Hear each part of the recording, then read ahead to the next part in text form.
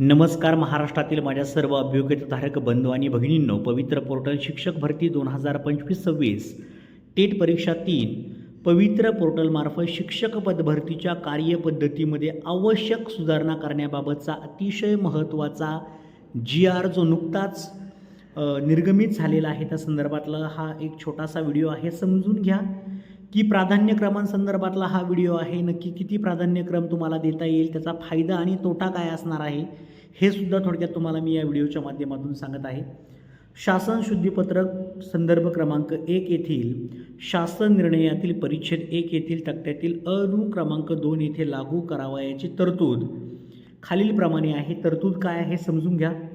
उमेदवारांना त्यांच्या अर्हतेनुसार मुलाखतीशिवाय व मुलाखतीसह या निवडीच्या दोन्ही प्रकारांसाठी जाहिरातीतील पात्र असलेले सर्व प्राधान्यक्रम उपलब्ध होतील. तथापि उमेदवारास त्याच्या सोयीनुसार त्यापैकी जास्तीत जास्त एकूण 50 प्राधान्यक्रम लॉक करता येतील.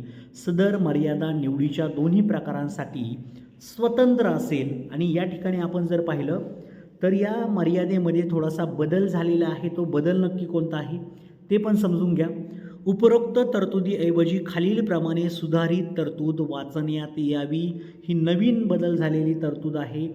उमेदवारांना त्यांच्या अर्हतेनुसार, म्हणजे जिथे की विदाऊट इंटरव्ह्यूला आपल्याला पाहिलं तर 50च प्रेफरन्स होते, पण आता या ठिकाणी 100 प्रेफरन्स येणार आहे. थोडक्यात तुम्हाला सांगायचं म्हटलं तर त्या संदर्भातली नोट पहा.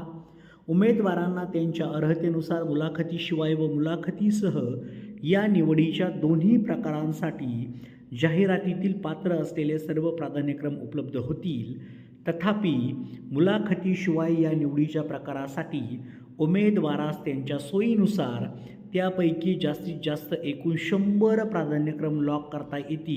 म्हणजेच आपण या ठिकाणी पाहिलं तर विथ इंटरव्ह्यूचा विचार केला आणि विदाऊट इंटरव्ह्यूचा विचार केला तर विथ इंटरव्ह्यूसाठी 50 प्रेफरन्स तुम्हाला देता येतील आणि विदाऊट इंटरव्ह्यूचे तुम्हाला 100 प्रेफरन्स देता येतील.